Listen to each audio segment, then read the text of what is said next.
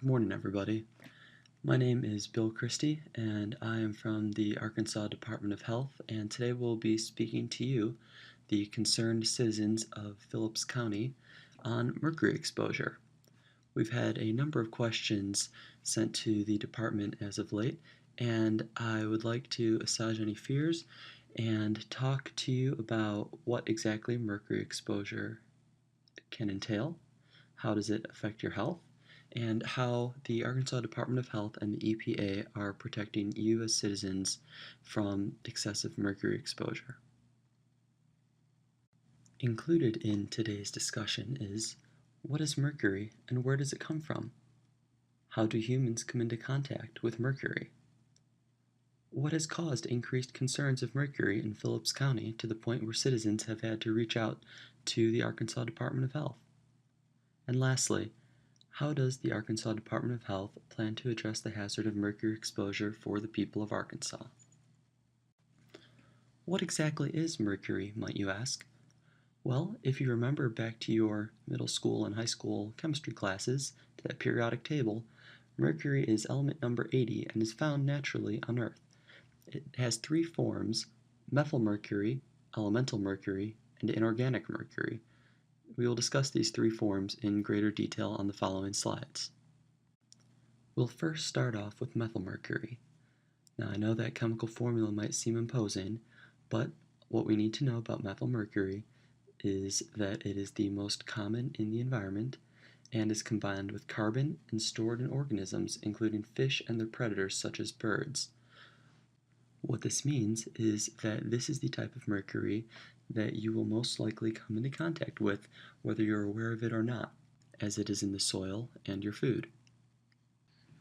Elemental mercury is what most think of when mercury is mentioned, that slippery, silvery, not quite liquid, not quite solid material that is found in thermometers, dental fillings, light bulbs, and batteries. This evaporates at room temperature, and that vapor can be inhaled. Inorganic mercury, or mercury salts, are found in skin creams outside the US, so we won't necessarily worry about those today. This is the form of mercury that comes to mind for most of you when it is mentioned, and though it might be fun to play with, it can be quite dangerous. So, who can be affected by mercury? Anyone, that is, and that includes, in particular, pregnant women and their unborn children. The reason that the unborn children can be particularly affected by mercury during their stages of development is the fact that mercury can cross the placenta. Now, the placenta is the part of the mother that supplies the nutrients to the fetus, and therefore, if mercury can cross the placenta, then that means it can get to the fetus, and since the fetus is so vulnerable, it will be much more affected by mercury than your average person. The two forms of mercury on which we'll be focusing today, the methylmercury and elemental mercury, are the ones that can cross the placental barrier and will affect fetuses. The effects of mercury on individuals can vary depending on a number of factors, including the time of exposure, the amount of mercury to which the individual is exposed, the method of exposure, such as inhalation or skin exposure, and the overall health of the individual. So those such as the elderly or those in poor health might be greater affected, and those in better health might see fewer effects. As we'll touch on in a couple of slides, methylmercury can particularly be sly in the way that it builds up in our bodies and in the environment through principles of bioaccumulation and biomagnification. Symptoms of methylmercury intoxication and poisoning can include a loss of your peripheral vision, a decrease in sensation that can result in kind of a tingling feeling of your hands and feet, and a lack of coordination as well as general weakness. As I said before, children, infants, and the fetus can have more significant deficits that will result, including physical and mental defects that can affect their ability to process and their memory, as well as their language and motor skills. Elemental mercury, a little reminder, that's the one that's in the thermometers and can be thought to be fun to play with, can affect the nervous system in ways similar to methylmercury, and also can result in mental and memory issues, as well as emotional changes, tremors, and kidney damage. Now, elemental mercury is most often associated with vapor inhalation and exposure and can be found in the workplace. Inorganic mercury is the one that we find in skin creams, typically not made in the US, so we won't discuss it in that great of detail, but just for the sake of completeness, I will say that it does result in rashes, emotional changes, weakness, and memory loss. So beware if you are ever traveling overseas and purchase skin creams, and know that they might contain levels of inorganic mercury. As I previously mentioned, the levels of mercury in the environment and in creatures can become greater over time and if they are higher up in the food chain. So once again, this is going to sound a lot like your middle school and high school science classes, but this is an important subject if we want to understand how we can be exposed to mercury in our foods and in the environment.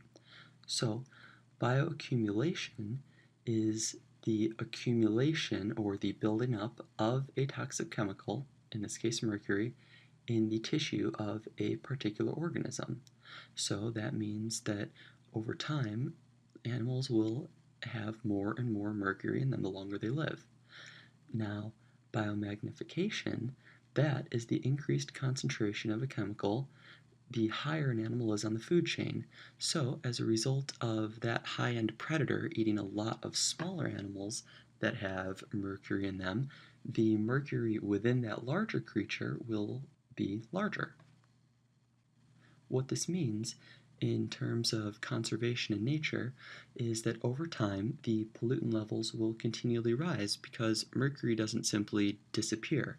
It just builds up and up and up in the creatures in the environment around them. What this means is that the large fish we eat, for example, potentially will have greater levels of toxins. So, when we say that these large predators have large levels of toxins, that can include both fish and birds. Now, we might only be concerned about the fish that we eat, but birds, as the predators in nature, will also have increased levels, and this is one place where we can definitely see a large change when we have mercury toxicity. So, the fish we eat can come both from grocery stores as well as local lakes, ponds, rivers, and streams. And in both, we have to be concerned about mercury poisoning. So these predators can include bass, tuna, and swordfish. I've included a graphic on the right here to list a few of the particularly high mercury species that we might encounter. Mercury exposure can also result from pollution. Now, human sources of pollution can include coal combustion, gold mining, which can result in vapor being released from mercury, and cement production. Now, this pollution can actually occur naturally as well due to soil erosion, which can release mercury that had previously been stored in soil. Having touched on exposures from our food and from human pollutants, I'd now like to talk about what levels of mercury are considered safe. Now, according to the Agency for Toxic Substances and Disease Registry, we generally recognize safe mercury levels as being 2 parts per billion in drinking water, which we monitor, and 1 part per million in the soil, which we also monitor, and 1 part per million specifically of methylmercury, because that's the one that can be bioaccumulated in our seafood.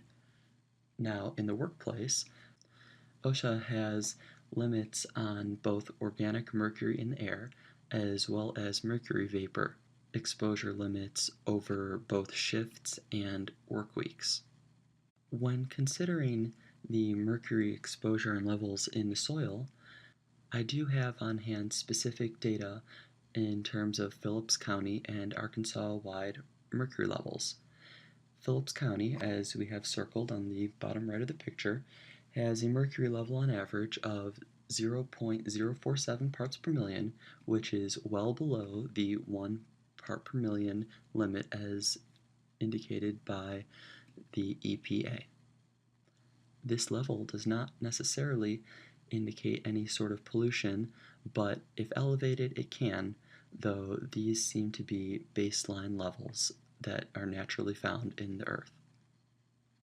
Now, I know a lot of you are asking, what about fish? So, we actually have numbers as well from a 1990 contaminant survey that indicates that there is some bioaccumulation of mercury in local fish. Now, those levels range from 0.13 in smallmouth buffalo to 0.49 in spotted gar. There are a number of species in between, and as a result, because those numbers are fairly close to the 1 part per million limit as set by federal regulations, I would strongly recommend to avoid eating large amounts of local fish if at all possible, simply because there are a number of other nutrient-rich resources out there that will not put you at risk for mercury poisoning, though I will say that it would require eating a significantly large amount of fish. Now, you might ask what the Arkansas Department of Health and the EPA are doing to help.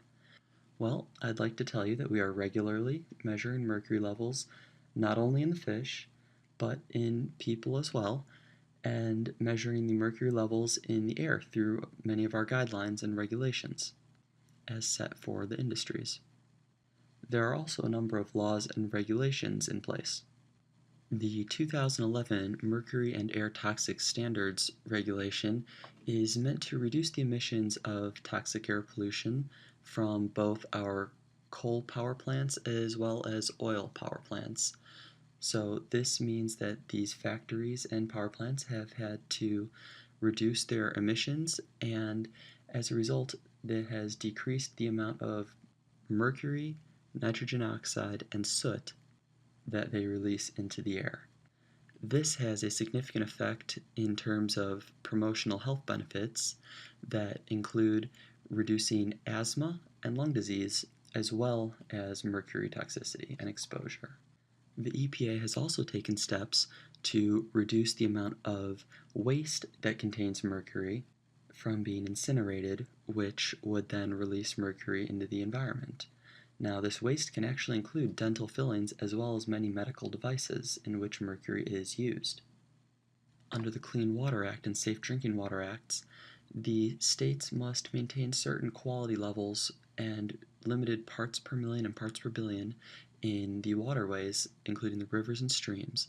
Now, this is to reduce pollution and exposure for, as we said, humans, fish, as well as wildlife, and strictly limits the amount of pollutants that can be released by individuals and factories.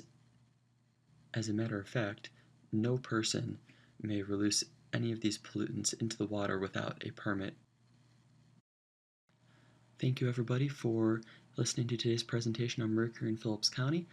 I hope that I've answered all questions and will be around afterward, so feel free to find me if you'd like to talk a bit more. Thank you. Take care.